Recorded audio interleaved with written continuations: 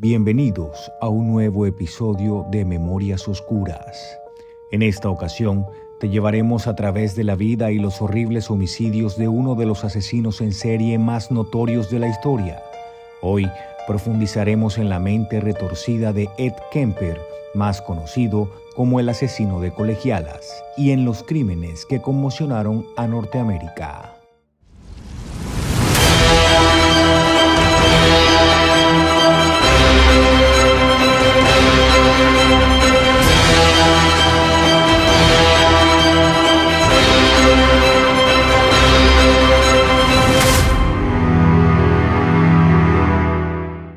Edmund Emil Kemper III nació el 18 de diciembre de 1948 en Burbank, ciudad del estado de California, hijo de una mujer estricta y distante llamada Clarnell Strandberg y de Edmund Kemper Jr., quien los abandonó poco después de su nacimiento. La vida de Kemper estuvo marcada por el abandono, el enojo y el desprecio de su progenitora, quien lo crió bajo un régimen estricto de conductas extrañas, quizás marcadas por el profundo odio que esta mujer sentía hacia el padre de Kemper tras el abandono, y por lo que se sospecha se trataba de un trastorno limítrofe de la personalidad. Como fuere, este tipo de crianza marcaría un antes y un después en el desarrollo de la personalidad de Ed, como era llamado por su familia. A los constantes desprecios de su madre se sumaba el miedo que ésta sentía hacia su extraño comportamiento, pues Ed solía pasar el tiempo con sus hermanas jugando a escenificar sus muertes y cortándoles la cabeza y miembros a sus muñecas. Kemper sumó a esta macabra conducta una característica aún peor, y era la crueldad animal. Cuando apenas tenía 9 años, mató al gato de la familia para después desenterrarlo, decapitarlo y clavar su cabeza en un palo. Repitió lo mismo con otro gato a los 13 años luego de darse cuenta de que su hermana Ali jugaba con el animal más que con él, hecho que le disgustó. Las conductas de Ed hicieron que su propia madre tomara medidas drásticas, y ésta decidió hacerlo dormir en el sótano por miedo a que éste le hiciera algún daño a sus familiares. Para esa época, la conducta de Kemper ya representaba un problema tanto en la escuela como en su hogar, ya que este joven disfrutaba de atarse a sillas y simular ser ejecutado en silla eléctrica o fingir convulsiones para asustar a sus compañeros. A los 14 años, Kemper, cansado de los malos tratos de su madre, escapó hacia Van Nuys, también en California, buscando a su padre. Sin embargo, este ya había formado una familia y a regañadientes decidió aceptarlo en su casa. Pero esto no duró mucho, pues Ed tampoco soportó la forma de ser de su hijo y ante la amenaza de actos obscenos o violentos en su hogar, decidió mandarlo a vivir donde sus abuelos. Este hecho habría sido el peor error a cometer por Edmund Kemper padre. Tras un año de convivencia con sus abuelos, la conducta rebelde de Ed ya había colmado la paciencia de Maud, su abuela, con quien discutía constantemente. Y fue durante una discusión con ella el 27 de agosto de 1964 que este sujeto se cobraría su primera víctima. Durante un regaño, Ed decidió darle rienda suelta a su lado violento. Corrió hacia su habitación y tomó un rifle de caza que le había regalado su abuelo. Volvió a bajar a la cocina y le disparó a Maud en la cabeza. Luego se escondió en la casa y cuando su abuelo volvió de hacer compras, le disparó también, causándole la muerte de manera inmediata. Tras darse cuenta de la locura que había cometido, Ed llamó a su madre y le pidió que llamara a la policía porque quería entregarse, confesando el hecho. Cuando los agentes llegaron para arrestarlo, le preguntaron por qué lo había hecho y este respondió que quería saber lo que se sentía. Su respuesta al interrogatorio hizo que fuera remitido a un psiquiatra que lo evaluó y reveló que éste sufría de esquizofrenia y paranoia. por lo que no fue enviado a la correccional, sino a un hospital mental en la ciudad de Atascadero, en California, donde estuvo internado durante 6 años hasta que fue liberado en 1969 a los 21 años. Durante su estadía en el centro psiquiátrico, Edmund Kemper descubrió su lado tranquilo, lejos de su madre y cultivando su inteligencia, pues el coeficiente de este joven era de 145, demostrando conocimientos en varios campos y ganándose así la confianza de uno de los especialistas y convirtiéndose en su asistente, teniendo muy buen comportamiento. Sin embargo, tras salir de esa institución, volvería a lo que él consideraba un infierno, es decir, a vivir con su madre. Ed descubrió que Clarnell se había casado y divorciado en 2 ocasiones durante su ausencia, y al regresar a su casa volvieron las constantes discusiones y ese odio visceral que Ed sentía hacia ella. Fue precisamente durante una riña con su madre que Kemper se cobraría a sus siguientes víctimas. El 7 de mayo de 1972, Edmund salió de su casa con rabia luego de una discusión con su progenitora, se montó en su Ford Galaxy 500 y comenzó a manejar por las carreteras de California en busca de alguien con quien calmar su frustración. Las desafortunadas víctimas fueron Mary Ann Pesce y Anita Luquesa, de 18 años ambas, y estudiantes de la Universidad de Stanford que hacían autostop buscando volver a su alma mater. Kemper las recogió, pero empezó a tomar vías secundarias, hecho que comenzó a poner nerviosas a ambas estudiantes. Pronto, Kemper estacionó su vehículo en una zona enmontada y sacó un arma, las obligó a salir y encerró a Anita en el baúl del carro. Luego, le puso una bolsa a Mary Ann en la cabeza y comenzó a estrangularla, pero al ver que opuso resistencia, la apuñaló varias veces en la espalda y pecho, causándole la muerte. Luego, sacó a una asustada Anita que comenzó a gritar al ver el cadáver de su amiga y ésta corrió la misma suerte.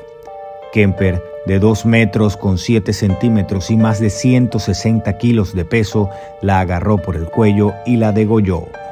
El asesino llevó a ambos cuerpos a su vivienda y con una cámara Polaroid tomó varias fotografías para guardarlas como premio.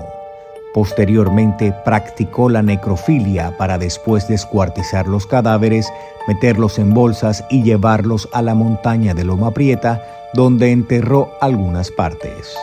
El resto de partes del cuerpo fueron desechadas en basurales de la zona. Posterior a este macabro hecho, Ed consiguió un empleo en San Francisco e inmediatamente se mudó de la casa materna y alquiló un apartamento en esa ciudad. 4 meses después volvió a atacar. Su próxima víctima sería la joven de origen asiático Aiko Koo, quien el día de su muerte se dirigía a una clase de música. La joven hacía autostop, esperando a que alguien la llevara a su destino, pues en esa época era común que los jóvenes se ahorraran un dinero aprovechando la bondad de los conductores. Sin embargo, esto le jugó en contra a Koo. Kemper frenó su auto y dejó que la mujer entrara, pero en vez de transportarla a su clase, repitió el modus operandi de la vez pasada. Tomó las vías secundarias hasta llegar a la misma zona enmontada, donde sacó el arma y le dijo a su víctima que no le iba a hacer nada, pues solo quería hablar un poco con alguien antes de supuestamente quitarse la vida. Pero nada más alejado de la realidad. Edmund le ordenó que se bajara y luego de violarla en varias ocasiones, la estranguló para después llevarse el cuerpo a su apartamento y desmembrarlo. Posteriormente, esparció los restos en el sector montañoso de Santa Cruz, pero en esta ocasión el trofeo no serían fotos, sino la cabeza de la joven con la que se quedó. Días después, tendría una visita de control en el psiquiatra y en esa cita le hicieron una prueba para comprobar si estaba estable. De pasar la prueba, estaría libre de todo cargo. Gracias a su inteligencia, logró pasar la prueba. Esto mientras la cabeza de Aiko estaba en la parte de atrás de su auto. El 8 de enero del 73, Kemper se cobraba una nueva víctima. Se trataba de Cindy Chall, de 18 años. Kemper la recogió mientras ésta corría por el campus de la Universidad de California en Santa Cruz, pues caía un torrencial aguacero. Pero en vez de brindarle refugio, las cosas se complicaron, pues el asesino se desvió hasta una colina en Watsonville y tras someterla a vejaciones le disparó en la cabeza con una pistola nueva que había adquirido. Posteriormente llevó el cuerpo a la casa de su madre, donde durmió, y al día siguiente violó el cuerpo y lo descuartizó para lanzar los restos cerca del mismo campus. Las autoridades encontraron las extremidades de esta joven y comenzaron a investigar. Ya con el pánico entre los habitantes del sector, algunos sospechaban de Kemper, quien ante las sospechas se asustó, quemó la cabeza, que era el premio con el que se había quedado. La independencia de Kemper no duró mucho. Tras un accidente, perdió su trabajo y tuvo que volver a casa de Clarnell, que para él era un infierno.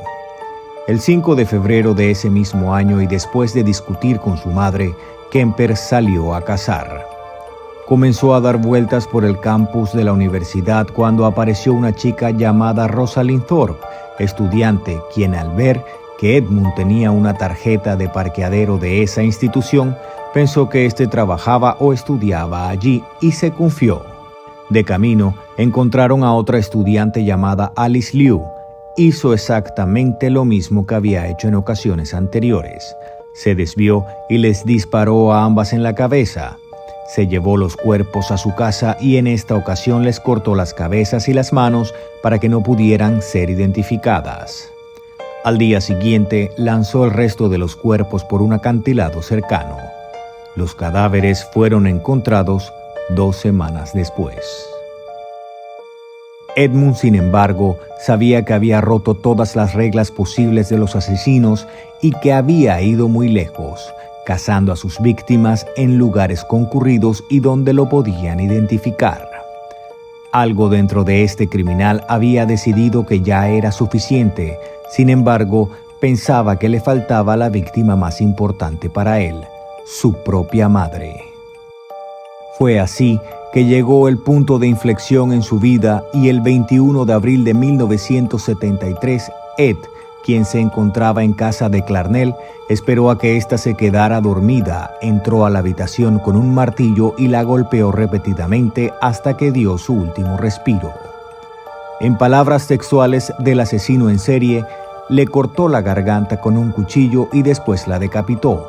Violó su cabeza cortada y cuando terminó, puso la cabeza en un estante y le gritó durante 1 hora. Esta fue la confesión que le hizo al experto en criminalística Robert Ressler. Pero haber cometido el homicidio deseado para él no le trajo paz sino nerviosismo. No sabía qué hacer y estaba seguro de que iban a sospechar de él tras la ausencia de su madre. Paradójicamente, Sally Hallett, vecina, llegó y preguntó por la progenitora de Kemper. Este le dijo que no estaba, pero que había mencionado que la quería invitar a cenar. La mujer se fue y volvió horas más tarde. Kemper la hizo entrar a la casa y tan pronto se sentó en el sofá, Edmund comenzó a golpearla y con una cuerda le apretó la tráquea hasta causarle la muerte. A Sally le cortó la cabeza y se sintió cansado, por lo que se acostó a dormir. Al día siguiente, metió el cuerpo en el maletero y salió con rumbo desconocido, según él, sintiéndose vacío y sin un objetivo en general. Cuando iba rumbo a Colorado, decidió frenar y llamar a la policía para confesar sus crímenes, pero no le creyeron. Repitió la llamada en varias ocasiones hasta que dio su ubicación con el fin de entregarse y así ocurrió. La carrera del asesino de estudiantes había terminado. Fueron horas de interrogatorio en las que Edmund Kemper confesó uno por uno y con detalles escalofriantes cada uno de sus crímenes, por lo que fue enjuiciado y condenado a 8 cadenas perpetuas, una por cada homicidio, aparte del de sus abuelos. No fue aplicada la pena capital porque no estaba admitida en ese estado para cuando cometió los crímenes. A partir de su captura fue recluido en la prisión estatal de Vacaville y después trasladado a la California Medical Facility, donde permanece hasta el día de hoy a sus 74 años. Y así concluye este episodio de Memorias Oscuras sobre Edmund Kemper. Hemos explorado su infancia tormentosa, sus asesinatos brutales y su vida en prisión. La historia de Kemper es un recordatorio escalofriante de la oscuridad que puede existir en la mente humana y de la importancia de la detección temprana de señales de alerta. Gracias por unirte a nosotros en este episodio de Memorias Oscuras.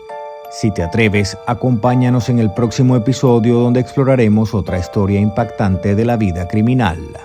Hasta entonces recuerda que en lo más profundo de la oscuridad siempre hay una historia que contar.